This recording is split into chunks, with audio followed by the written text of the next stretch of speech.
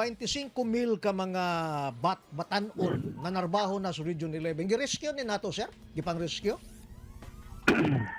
Okay, Sir John. Sige, sir. Go ahead, sir. Actually, tagaan sa nato ni o gamay nga background ganong naabutang nga na 25,000. Mhm. Sige, sir. Go ahead, sir. Actually, Sir John, naani siya murag ka ng global call ba nga to end child labor. Mhm. So, mo to, dugay na to nga, siguro mga 5 years ago, mo to nga, ang Department of Labor and Employment National, naghimo og usa ka Oh, yes, usa sir. Yes, ka sir. five years na kanang profiling Okay, sa 5 mga years. child laborers. Okay. Oh. Ang target sa dole ato is Mm. maka-profile og 1 million ka mga child laborers. Okay, pero sa kaning Region 11, sir, kaning 25,000, So, unsa ni sir? Mga unsang idara? Below 18, so that is 17 paingon sa ubos.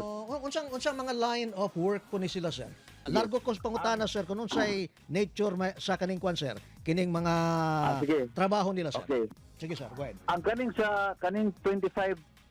25,000 surgeon nga na profile sa Davao as a dole for Davao region, Oh. 5 years na siya from 2018 to 2022, 5 years. Okay, Unya, 5-year duration. Ang kasagaran ang pinakadakuan ni nga ang pinakadako nga portion sa asa sila na trabaho mo ang agrikultura, Okay. which is makita na to ni kasagaran diya sa Davao del Norte kay naman diha ang mga kasagingan, Okay. no? Okay.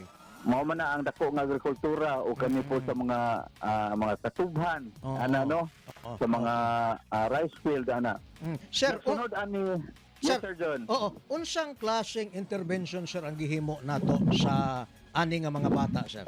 Unsang klaseng programa? Okay. Ano ni siya, Sir John? So, pag human og profile sa dole, i-assess na sila kung unsa ang need sa bata.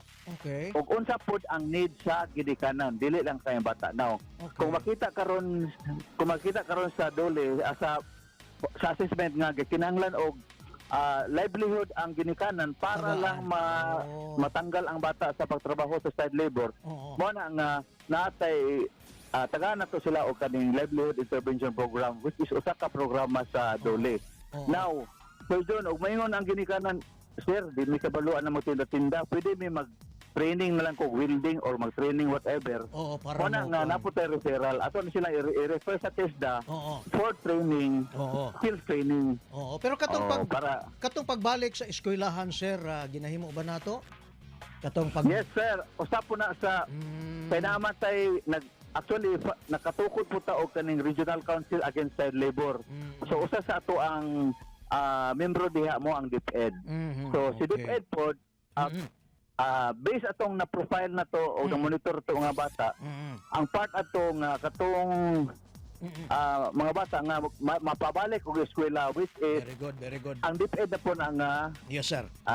trabaho. Then Yes, sir. daghan karon nga mga child labor nga wala na child labor kay naa na sila sa ALS. Very good, very good. Oo. Sir, nakabsan tag oras, sir.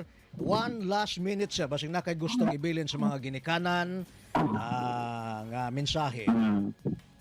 Okay, Sir John, ang ako lang unta nga kanang panawagan sa mga ginikanan nga unta, ang mga bata ayaw ninyo pugsa og kanina ay pagpatrabaho. Sabi na sa katong mga lisod kay nga trabaho kay nga numan. Oo. Pagandalian ra na kaayo para lang mo nga makatabang sa inyo, pero ug unaw-unaon ninyo ang bata na pa ni sila ay dako pa kaayo nga future nga ilaha unta. So unta Tinuod. maningkamot sila nga sila ang manarbaho, ang mga bata ilang pa eskwelahon.